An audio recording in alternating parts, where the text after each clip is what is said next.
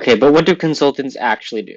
So there's a lot of things online talking about this, and I think it's all unsatisfying because it doesn't really get to the economic reasons why it's possible to make money as a consultant. Because for everything that a consultant does, you can ask yourself, why doesn't a company just do it themselves? Why do they have to hire a consultant to do it for them? So any explanation of what consultants do, it needs to answer that question. And so I'm from the background of economics. I want to answer this question from the standpoint of economics. Like, how does actually they bring in money? So I basically lumped it into four big buckets of like things that consultants could theoretically do to bring value. And each of these has like an objection, like why does this even work? But I'm going to go over each of these four buckets and hopefully they'll make sense of like what consultants do. Okay, first thing, I'm going to broadly call it man hours for hire. So this it's not management consulting. Sometimes they call it consulting, but really it's contracting. So what happens is you just need like a bunch of people to come in and do short-term labor, like just basically contractors to come and do some labor for you. Like this is what Accenture does, right? I used to work for Accenture.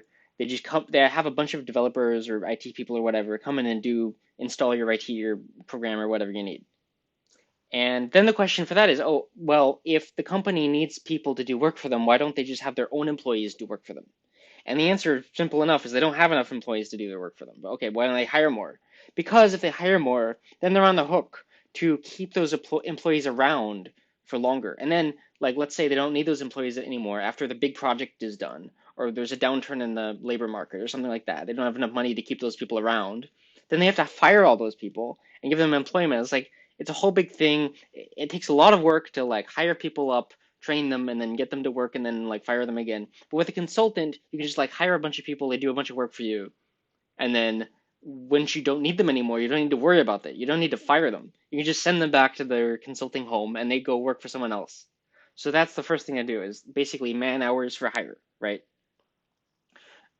The second thing that consultants do is they're a source of specialized knowledge, where if you work for a consultant, like you kind of work for a lot of different, like you consult for a lot of different companies, so you have like broad like knowledge across the industry, right? Um, and this is basically like what BMM does, like BCG, Bain, McKinsey, like real consultants. They have specialized knowledge of the industry, right? So then the question here is, well, if you're the company, don't you already have specialized knowledge of the industry that you are an industry inhabitant in? Like, don't you already know your own industry? Why do you need to have someone else come in and tell you about your own industry? Well, there's two reasons, I think. The first is rare events like mergers, acquisitions. These things you only go through like once. You only go through once. You're only gonna have like you're gonna only be acquired once in your company history. So you probably want to bring in someone who's like seen it over and over and over again because you don't actually have knowledge of that. And the second thing is if you're a company, you can get myopic. You only do work within your own company, so you don't know like how other companies are doing things, even within your own industry. Yes, you bring like other employees, kind of hop companies, but you don't know like unless you institutionalize that, getting the knowledge from those people, you don't know what like other companies necessarily are up to. So you need to hire a consultant to tell you, even though it's your own industry. Um, but isn't then the objection to that is, isn't that just like self-defeating? Because if you're hiring a consultant to like tell you about what other people in your industry are doing, aren't you helping the competition because they're also seeing what you're doing, and so they're telling your competition about that? And so that's a question, right? Um, and I think the answer to that is it doesn't really matter like if you do it or not do it. Either way, the consulting company is going to figure out about you. They're going to hire people from your company. They're going to ask around about your company. Even if you don't hire the consultant, they're going to figure out about what you're doing. So like you're really not losing anything by hiring the consultant. You might as well. And the game theory is you do it because then at least you lose very little and at least you learn about like what other companies are doing. So you gain more than you lose by doing that. The third bucket is what I'm going to call, so I already went over man hours for hire, but this one is IQ points for hire. And actually, when I say IQ points for hire, well, whether or not I agree with IQ is not really beside the point. Actually, I would think that IQ is a bad measure of this because it's not like raw IQ that is actually valuable here. It's more like prestige. Like it's more like the kinds of skills that let you like be scholarly successful are also the same kinds of skills that allow you to be successful in consulting. So like there are other professions maybe where having like the type of intelligence that IQ measures is important. But that's not so with consulting. With consulting, it's actually like scholastic achievement, like precisely that thing. Like I'm not talking about and well, by scholastic achievement, I mean specifically like prestigious schools. Like if you went to a really, really like prestigious like private high school, or you went to an Ivy League university, or like a really expensive university or something like that, like a really selective university. It's the kinds of skills that they teach, like um, really dumb group projects and like having to stand in front of the class and giving the PowerPoint presentation and all these like really big like um, projects that you get assigned and like having to do like writing on a lots of BS and like getting assigned all these little like busy work where it's hard to see like what the point of it is at all, or like having to jump around from class to class, like doing a bunch of different topics that are really like not related to each other that much and aren't even related to what you're interested in, but just jumping around and like doing everything, and then being like really advanced as far as like top of your class, like knowing that you're the like the best, having that sense of like being really conscientious and knowing that because you're really conscientious and like above average intelligence, you can be like um, the best as far as like your parents are proud of you. Those are the types of skills where if you have them, it is actually that stuff that they teach in like prestigious high schools, prestigious colleges and stuff that makes you good at consulting. And it's what the companies are looking for. They're looking for like the people who were like the top of their class, went to Harvard and Yale, to do work for them because they get some stuff out of that. They get a general level of polish and like conscientiousness, which they can't get from their actual employees. So the objection to this is, okay, let's say I'm a company and I want really, really good labor. I want like the type of people who went to Harvard and Yale. Why can't I just hire those people directly? Why do I need to hire them through a consultant? Why do I need to wait for the consultants to hire people who went to Harvard or Yale? And then I hire the consultant. And then I get those people working for me? Why do I need to do that? Why don't I just hire people directly? Okay, that's a good question. And the answer to that is actually pretty interesting. So there are a few different reasons. Like, for one, these consulting companies have really good recruiting networks. Like at Harvard and Yale, let's say there are booths where people go to like get a job out of Harvard. Yeah, there are career booths, and if you're McKinsey, if you're BCG, you are well connected enough to get a booth at one of those places. But if you're miscellaneous, like Target, like I'm sure Target has some like need for really high skill labor. Like Target is a big corporation. I'm sure at like among the executive levels of those corporations, they need like the types of people who went to Harvard. Not need, but they would like the types of high skill labor that went to Harvard or Yale. But if I'm like Target, am I gonna have a booth to recruit directly from Yale? Maybe not, right? And this is a part where it starts to get really dumb, because the really dumb part of it is that what looks better on your resume? Let's say that I graduate from Harvard or Yale, right? I want to like impress my parents. I'm all about prestige. I'm so about prestige that I went to Yale. Like that's how much I care about prestige. So I want something that's going to look really prestigious on my resume, right?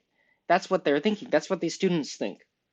And if you put McKinsey, like most people don't know what McKinsey is, but like the people who are really like prestigious and care about prestige, like they know what McKinsey is. So like you impress the people you're trying to impress.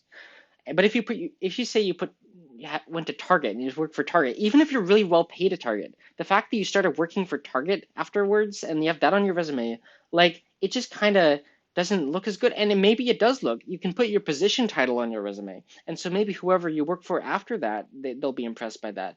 But like having to tell your parents, "Oh, I work for Target," like they'll be like, "Oh, what are you, a cashier?" They don't understand the value of like, your position there. And so literally the reason you go to work for these places is so that it'll look better on your resume. You don't believe me?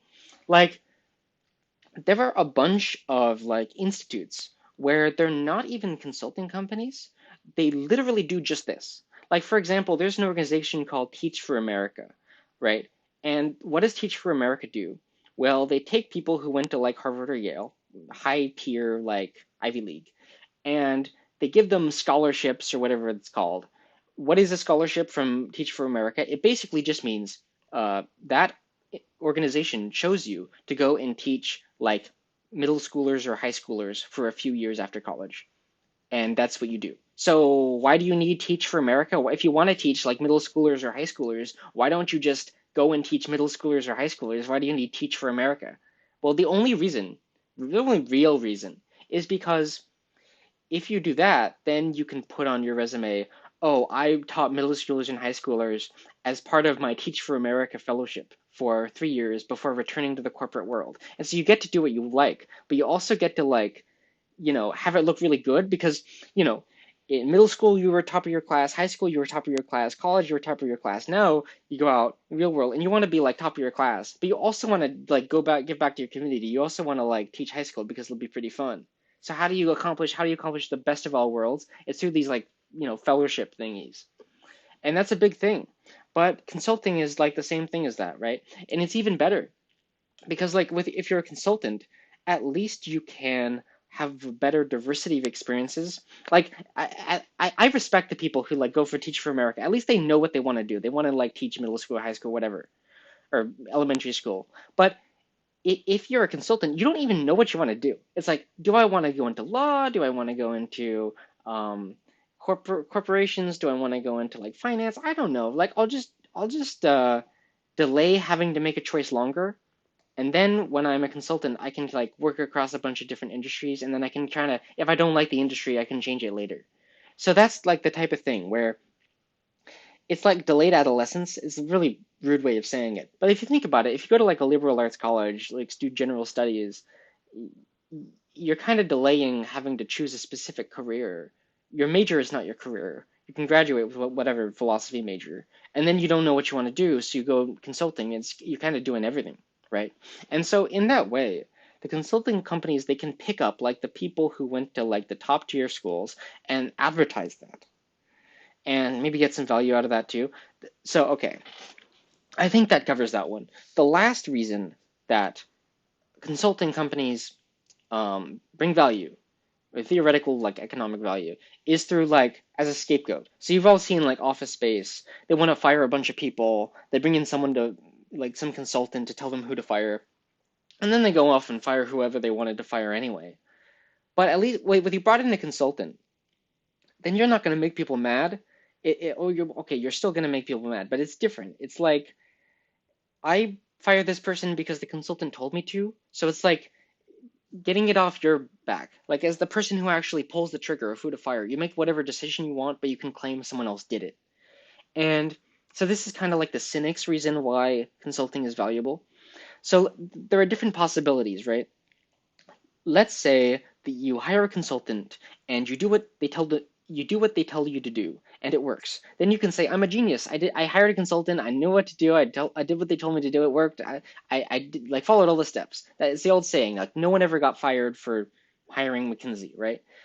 Let's say you hire a consultant and you don't do what they told you to do, and it still works. Well, then you're even a bigger genius. Like I brought in McKinsey, the best and the brightest, and they told me what to do, and I knew better than the best and the brightest.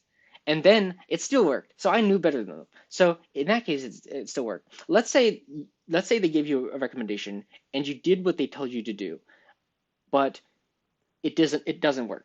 Then you can say, why are you blaming me? I hired the best and the brightest. I did what they told me to do. If even they couldn't find out a solution, then I guess nobody could have found out a solution. What are you blaming me for? So it's still a scapegoat. The only real way it could like backfire is if you hire a consultant and they give you a recommendation and you don't follow it and it doesn't work. What you try doesn't work. Now, that is the only like one of four options that would maybe backfire. But even then, like you can kind of spin it. Like, oh, I really tried. I like got advice. I thought through it. I decided to go for a different route.